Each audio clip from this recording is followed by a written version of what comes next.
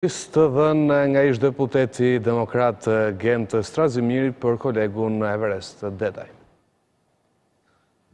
Zoti Strazimiri, për më shumë se 6 muaj protesta, por edhe një zotimi për mos lejuar zgjedhje, duket se kryeministri jo vetëm që nuk ka ndryshuar rrugë, por ka avancuar më tej. Pra, jo vetëm që nuk është tërhequr, por tashmë po menaxhon edhe pothuajse të gjithë pushtetin vendor, duke parë se çdo ditë kryebashkiakat e majt po marrin mandatet dhe po marrin zyrat. Çfarë po ndodh me opozitën në këtë moment? Opozita është në këmbë. Opozita është në këmbë duke komunikuar me popullin. Ju keni parë agjendën jashtëzakonisht intensive të kryetarit Basha në të gjithë territorin e vendit, duke u ndodhur pranë me të gjitha shtresat, me të gjithë njerëzit, me alternativën tonë ekonomike, duke prekur çdo plagë që ka krijuar tashmë ky regjim. A duhet të prisnim një reflektim nga regjimi? Unë nuk kam pasur kurrë iluzion të tillë. Regjimet përfundimisht kështu degenerojnë gjithmonë, marrin gjithçka, fryen derisa pulsasin. Një gjë duhet jetë e qartë, sot Edi Rama inatin dhe kokforcinë ka me popullin, nuk e ka thjesht me opozitën, e ka me 85% të shqiptarëve, madje pak më shumë nga ata që e refuzuan në fushatën zgjedhore, fushatën e votimeve që tentoi të organizonte, menaxhon tashmë një pushtet jo përmes ligjit, një pushtet absolut, jo përmes ligjit, jo përmes kodeve dhe kushtetutës, por përmes thundrës së këmbës. Ka vënë një shoqëri tashmë të lodhur prej tij, të varfëruar prej tij, të sakatuar prej tij në shumë elemente të lirive të tyre, ka marrë çdo liri prej tyre dhe e ka marrë në dorën e vet dhe po i sundon me thundrën e këmbës, jo nuk po i drejton përmes ligjit. Unë në tilla raste, si shpesh herë në këto 6 vjet, kam thënë Zotit shtofti natin, sepse kush ha inat me popullin kurrë nuk ka fituar ndonjëherë ai kundër popullit. Kurrë nuk shuhet një popull, kurrë nuk shuhet një reagim mbar popullor, kurrë nuk shuhet një reagim mbar shoqëror.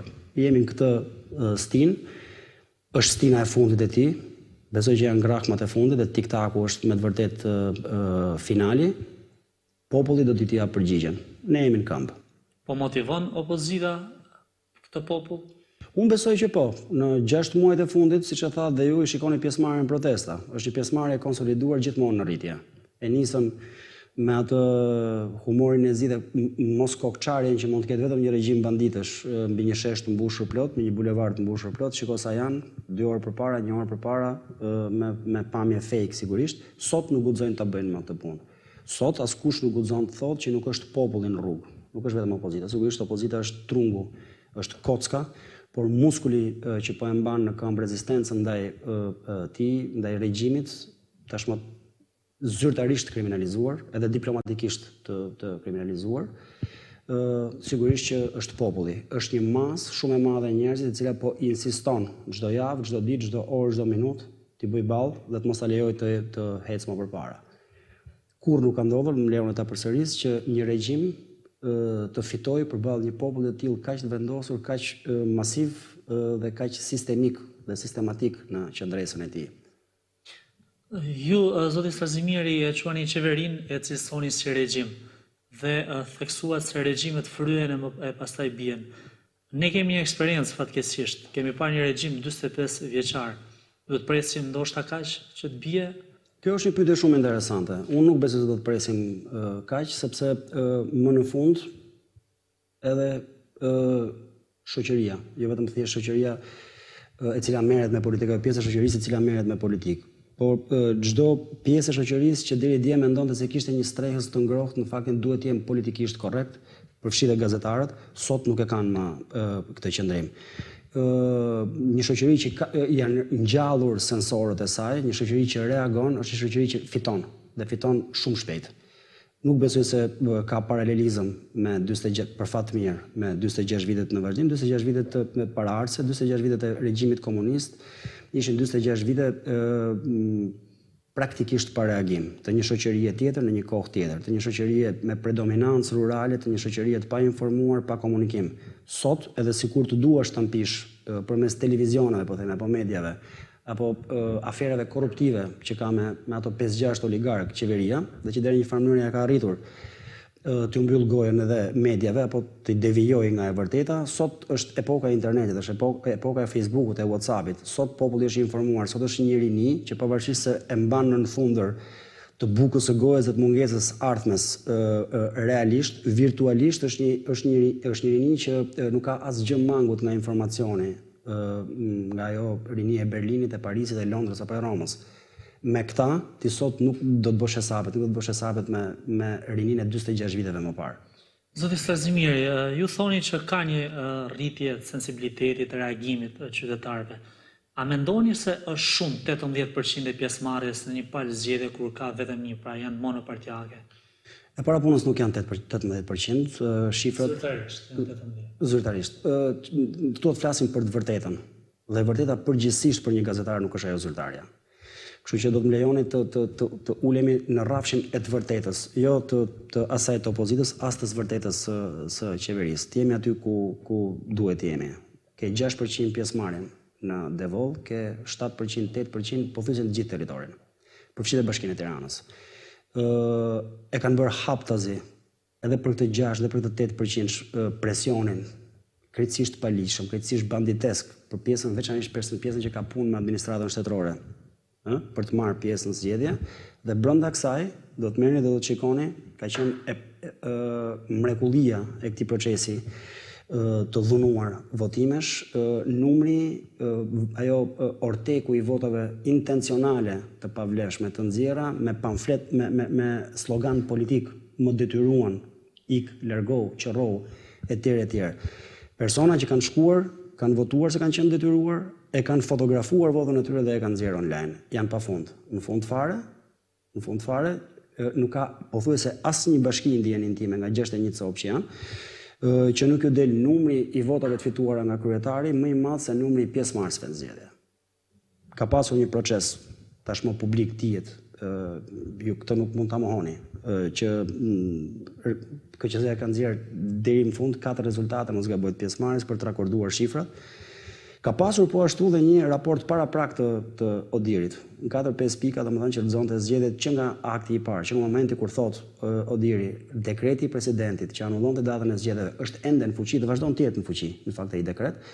Dhe pastaj pjesën tjetër, votuesi nuk ishte i lirë, zgjedhjet nuk u bën për zgjedhësi nuk ishte i lirë, votimet nuk u bën për zgjedhësin, etj. Me radhë. Që gjitha këto edhin poshtë procesin.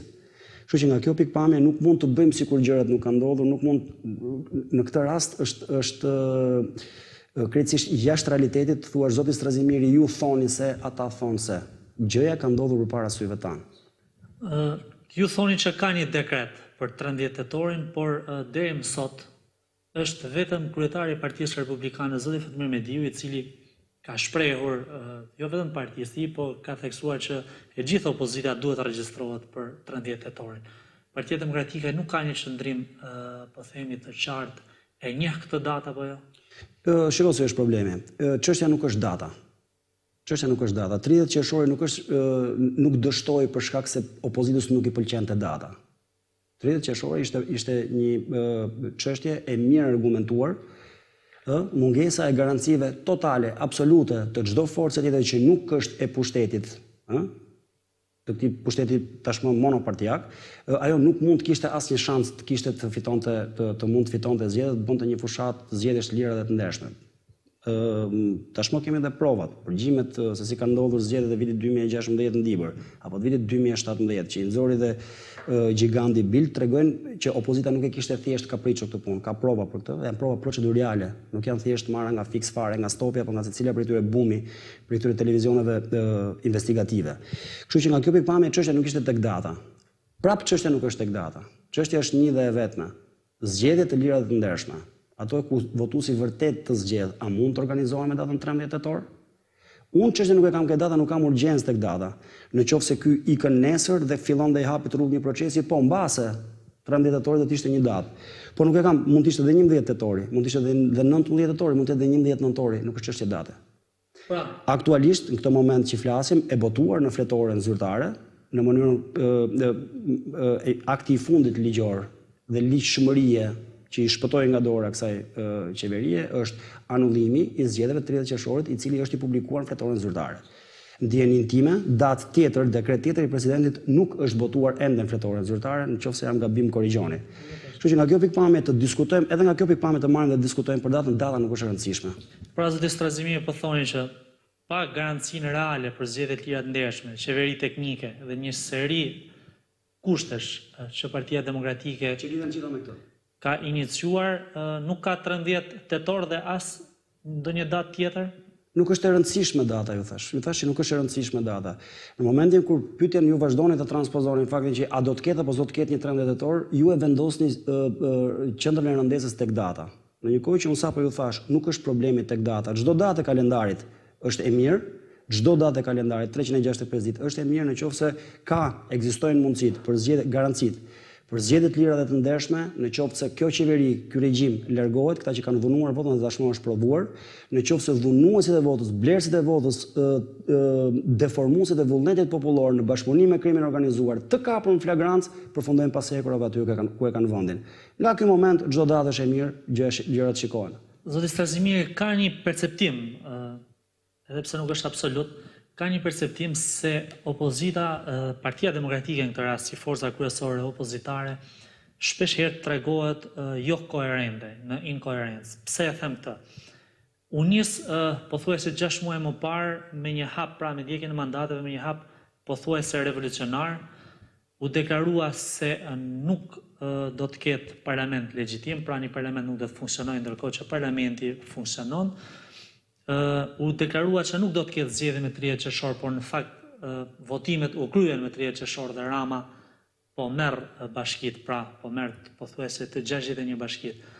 A është kjo një inkoherencë dhe një farë forme, mund të themi thonjza, tradhti ndaj këtyre qytetarëve që ju kanë mbështetur 6 muaj protestë? Pyetje shumë interesante. Por kjo zgjedhjet duke u nisur nga këndvështrimi, nëse nisesh nga këndvështrimi i të sunduarit për 46 vjet rresht, që është gati të sundohet dhe 46 vjet tjera, ky parlament është legjitim. Siç ka qenë ai parlamenti 46 vjet rresht, ne kemi pasur një parlament 46 vjet rresht, nuk e di a e dini. Njëherë në 6 muaj mblidhej, ngrinte dorën dhe largohej. Debat nuk ishte, ishte siç nuk ka sot, ishte po aq qesharak sa ky i sotmi. Nëse atë e konsideroni parlament, sigurisht që jeni i gatshëm të vuani për 46 vjet tjera të njëjtin regjim parlamentar, demokratik, demokracia e vërtetë është diktatura e proletariatit, thoshte. Nëse jeni gati të konsideroni legjitim atë parlament dhe këtë tjetrin, sigurisht që do të bini diktaturë. Nëse jeni të gatshëm që zgjedhjet që bëheshin për 46 vjet rresht për të zgjedhur të parlamentin, ti njihni njësoj si legjitime, ashtu sikur se u bën këto votimet e vitit 2019, sigurisht që fajin nuk ta ka opozita. Opozita tha që parlamenti nuk do të jetë legjitim dhe parlamenti nuk është legjitim, pavarësisht se funksionon siç ka funksionuar 46 vjet rresht, me ato më shumë bëhen gallata, më shumë dalin barsaleta nga një parlament sa bëhet punë. E para, është parlament pa opozitë, krejtësisht jo funksional nga pikpamja demokratike. E dyta, zgjedhjet nuk u bën sepse zgjedhje nuk pati, ta tha Odiri, votuesi nuk pati, zgjedhësi nuk pati zgjedhje, u zhvilluan votime në kurriz dhe në presion të votuesit. Kështu që nga kjo pikpamje unë mendoj që opozita i ka arritur këto objektiva. Çështja është, a është e gatshme shoqëria, dhe unë besoj se po, sepse shoqëria ka dhënë tashmë, siç ju shpjegova edhe më parë, provën që është e gatshme të qëndrojë, të refuzojë atë demokracinë proletare të 46 viteve me atë palo parlament si ky i sotmi, me ato palo zgjedhje apo votime si këto të 2019-s. Pushtet të ushtruar në mënyrë absolute kanë pasur për 46 vjet rresht për sa ju vleti. A do të jetë kjo një shoqëri që do ta pranojë edhe për 46 vjet tjera apo edhe për 6 muaj apo 6 ditë të tjera këtë punë? Unë jam i bindur që jo. Dhe për këtë garanci është opozita, ashtu sikurse deri sot ka mbajtur në luftë, kanë qëndruar në rrugë 6 vjet rresht, edhe kur është sulmuar fizikisht. Është bërë një opozitë heroike, është bërë një opozitë e cila për mendimin tim rezultatet dhe frytet po i korr tani me këtë masivizim që kanë marrë protestat, me këtë refuzim që ky regjim mori edhe me datën 30 qershor. Zoti Strazimiri, jo për debat, por ndoshta për të mirë të intervistës. Nuk janë gazetarët që legjitimojnë një parlament apo njohin vendimet e parlamentit apo edhe qoftë Komisioni Qendror i Zgjedhjeve. Por kemi në një farë forme, kemi legjitimim të atij parlamentit nga presidenti, pasi janë akte që dalin nga ai parlament dhe presidenti i dekreton ose i kthen mbrapsht. Në këtë rast sot kemi pas dekretime. Kemi gjykatat e vendit të cilat e njohin 30 qershorin me përjashtim të një akti gjykatës Durrësit dhe të Vorës. Kemi kolegj zgjedhor që e certifikon këtë rezultat. Për te këtyre, zoti Strazimiri, për të mos u përfshirë një debat, a është opozita ajo që po e praktikon në fakt betejën? Keni bërë betejë në rrugë, keni bërë protesta, ka dhe mjaft akte shumë pozitive dalë nga opozita, përmendim dekriminalizimin. Ju keni qenë një ndër personazhet, deputetët të cilët në fakt e keni iniciuar atë ligj. Dhe e keni si të them, jeni të parë që e keni akuzuar me emra konkret në parlament, personat inkriminuar në parlament. A duket sikur opozita po e praktikon betejën? Pra, beteja finale e çdo opozite do të jetë përballja në zgjedhje, edhe pse kur mendon që ato zgjedhje mund të vidhen. Këtu do të bëjmë debat. Do të bëjmë debat si qytetar, jo si politikanë me gazetarin. Në qoftë se e konsideroni betejën për demokraci vetëm një detyrë të opozitës, e keni gabim. Beteja për demokraci nuk është politike. Është shoqërore, është intelektuale, është qytetare. Dhe si e tillë është shumë herë më e madhe se opozita. Opozita sigurisht ka për detyrë ta drejtojë. Dhe opozita këtë po bën, po e drejton. Dhe me shumë sukses. Në qoftë se e konsideroni se një ndeshje futbolli midis Interit dhe Milanit, Sassuolit dhe Lazios në një ditë të diele për të vendosur një X kush fitoi, sikur s'ka rëndësi për ju, mbasi mbaron 90 minutë që fillon jeta nga e para, do të ketë një javë tjetër ku do të zhvillohen ndeshje të tjera. Kjo është gabim. Është një betejë që nuk është pronë e opozitës. Është sigurisht në këtë betejë është betejë e gjithë shoqërisë dhe sigurisht në këtë betejë detyrimet më të mëdha, përgjegjësitë më të mëdha, detyrimet për ta udhëhequr e ka opozita politike. Por beteja për demokraci nuk është betejë politike, është një betejë shoqërore, një shoqërie që duhet të ketë një nivel të caktuar, të ngritur, që ta kuptoj intelektualisht, nga pikpamja qytetare, nga pikpamja e urbanizimit, nga pikpamja e asaj çfarë do për të ardhmen. Sot që të gjithë po flasim që është shkatruar e ardhmja, brezi i ri do të iki. Nuk mund të jetë faji opozitës. Kjo nuk mund të jetë vetëm thjesht detyrë opozitës. Kjo është detyrë çdo prindi. Kjo është detyrë çdo qytetari ka apo s'ka fëmijë të rritur apo të mitur, që të kuptojë që ky vend duhet të vazhdojë të jetojë dhe të vazhdojë të jetojë vetëm nëse ka shpresë. Dhe shpresë ka vetëm nëse ka demokraci, nëse ligji funksionon. Dhe këtë nuk mund t'ia lësh në dorë vetëm opozitës. Është një detyrë shumë komplekse, është një detyrë që duhet të luftojë gjithë shoqëria dhe shoqëria po e lufton. Sigurisht opozita po e drejton. Në qoftë se pastaj e konsideron si një gjë që nuk të përket ty. Është një problem, është një betejë midis opozitës dhe qeverisë, shohim kush do fitojë. Absolutisht. Atëherë po mund të thuash që parlamenti funksionon se ligji prodhon. Dhe ju thash 46 vjet parlamenti ka prodhuar ligje. Dikush i dekretonte. Axhilleshi, jo presidenti i sotëm i Republikës. Ato ligje funksiononin. Një pjesë e atyre ligjeve kundër vjedhjes, kundër kësaj, vazhdojnë të jenë ende sot efektive, por kjo s'do të thotë që ishte një parlament legjitim. Jo çdo lloj autoriteti që drejton në një vend caktuar, sundon në një vend caktuar, krijon rregulla domosdoshmërisht perverse. Jo. Por jeta në atë regjim ishte perverse. Sot, por shkojmë me hapa të shpejt drejt atij lloji perversiteti dhe është një detyrë e të gjithë shoqërisë shqiptare, jo vetëm thjesht e opozitës politike për të ndaluar. Absolutisht, zoti Strazimiri, jam dakord me pjesën e atyre që ju thoni, por me 30 qershor, a mendoni si a hoqet të drejtën 82% të shqiptarëve për të votuar dhe për të treguar një farë forme që qytetarët edhe nuk mund të blihen? Do të ishte krim i madh që ne kemi tentuar 6 vjet këtë punë. Kanë qenë zgjedhjet e 2015-s, ne kemi denoncuar fenomenin. Kanë qenë zgjedhjet e pjesme 2015-s. Kanë qenë zgjedhjet e pjesme në dhibër 2016-s, ne kemi denoncuar fenomenin. Kemi marrë pjesë në zgjedhje pikërisht me këtë besim, duke thënë e vërteta është kjo, popull çohu dhe reago. Ndërkombëtarët çohuni dhe reagoni. Në 2017 pas një betejë historike, heroike do thoya, 90 ditë në Çadër, ne përsëri dham shansin e fundit me një garanci shumë të fortë ndërkombëtare. Jemi ne garancia që zgjedhjet nuk do të vidhen më. Çfarë kërkoni? 1, 2, 3, 4, 5 garanci institucionale dhe mbikëqyrësi do të jemi ne. Përgjimet e dosjes 339 treguan që as garanti më i rëndësishëm, Zotin tokë, Shtetet Bashkuara të Amerikës nuk kanë arritur dot ta garantojnë procesin. Gjushi me Niçen kanë bërë pazaret e tyre. Avdulet me nokrat, me prengrat, me ku diun se çfarë kush dolin, ndosje kanë bërë pazaret e tyre. Deri dje i thonin opozitës, opozitë nderuar, ti nuk ke prova dhe fakte. Dolën provat dhe faktet dhe janë procedurale. Çështja është, shtrohet tani, mbas të gjithë kësaj, a nuk do të ishte krim që kjo opozitë ta fuste përsëri popullin me iluzionin se mund të zgjidhte virtualisht, po futem dhe unë ti shërbejmë procesit? Jo. Do të ishte bashkëpunim në krim. Kjo opozitë ka zgjedhur të bëjë atë më të vështirën, më të ndershme dhe të drejtë për drejtën, të vërë gishtin plag, i heq petet lakrori dhe të tregoj se çfarë ka brenda. Këto të vazhdojmë ta bëjmë deri në fund. Opozita këtë duhet bëj, intelektualisht në mënyrë qytetare, të udhëheq shoqërinë drejt një betejë që nuk mund të rrim dot pa e luftuar. Do ta luftojmë dhe do ta fitojmë. Sa më shpejt ta nisim, aq më shpejt do ta mbarojmë, aq më shpejt do t'ia shohim benefitet. Si do vazhdoni? Me protesta? Me gjithçka, me çdo mjet me cilin mbrohet demokracia. Këtu në këtë godinë, dhe siç e shihni edhe në sheshin Skënderbej, në sheshin bulevardin Dëshmorët e Kombit, po shtohet numri i njerëzve, këtu s'ka pasur kur dilemë. Kur më diktaturë si ajo e 46 viteve më parë. Kur. Me çdo çmim, me çdo kosto.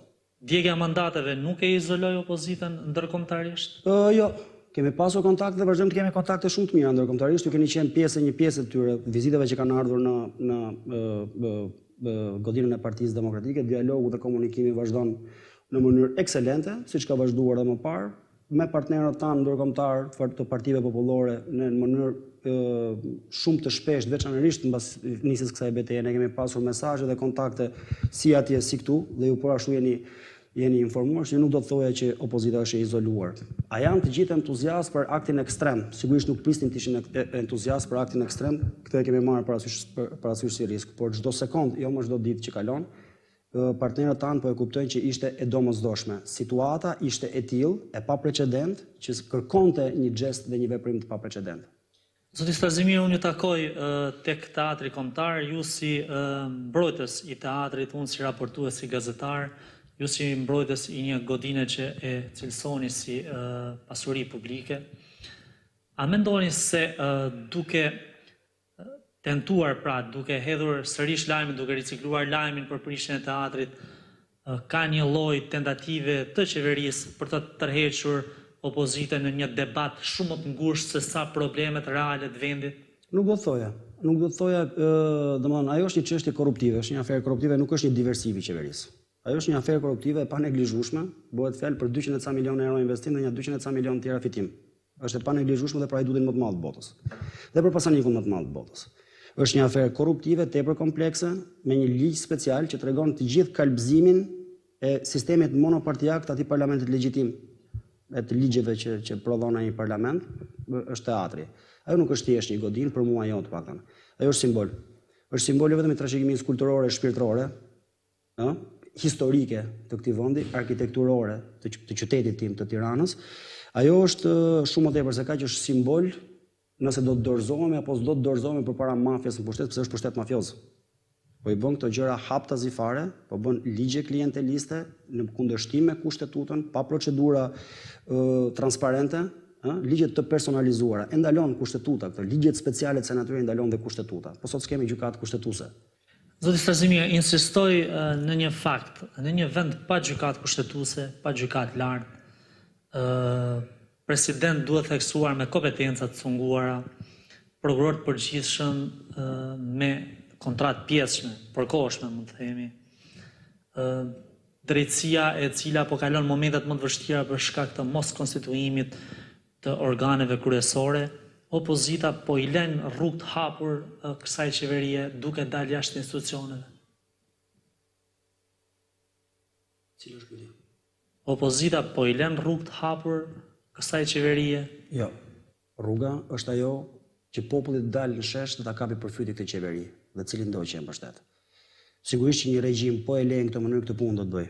Do të vendosi prapë para në çelën prokurorët të përgjithshëm, do të bëj gjykatën speciale me Bedris Paiun, me kudion, si kanë pas to emrat, Koçitzocën me shok.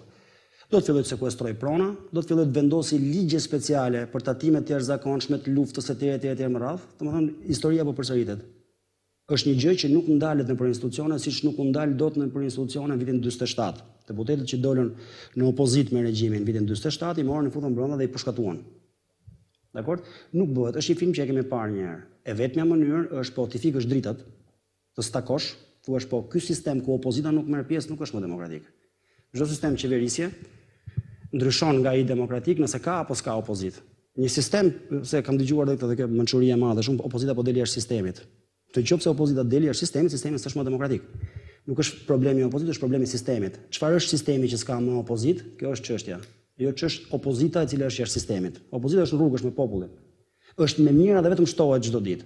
Është me mira dhe vetëm shtohet çdo ditë, ashtu sikur se pakënaqësia ndaj këtij regjimi. Sot shoqëria, jo thjesht opozita, duhet dalë në rrugë t'i kapi përfytje. Është e vetmja mënyrë për të mos lejuar që të gjitha pushtetet dhe vakumet që veti ka krijuar t'i ketë ai në dorë. Pra për ta mbyllur, ju nuk ju tremb fakti që keni lëshuar të gjitha pushtetet? Absolutisht jo, sepse një opozitë në këtë situatë ku është vendi, nëse do të shikonte pushtetet dhe jo të drejtën aty ku duhet të shkojë vendi, do të kishte bërë krimin më të madh për vendin, do të ishte kolaboracionizëm. Do të ishte njësoj sikur të bashkëpunojmë me pushtuesin.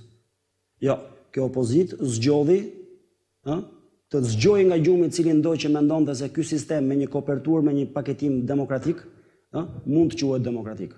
Buanu për Albania, nuk është kështu.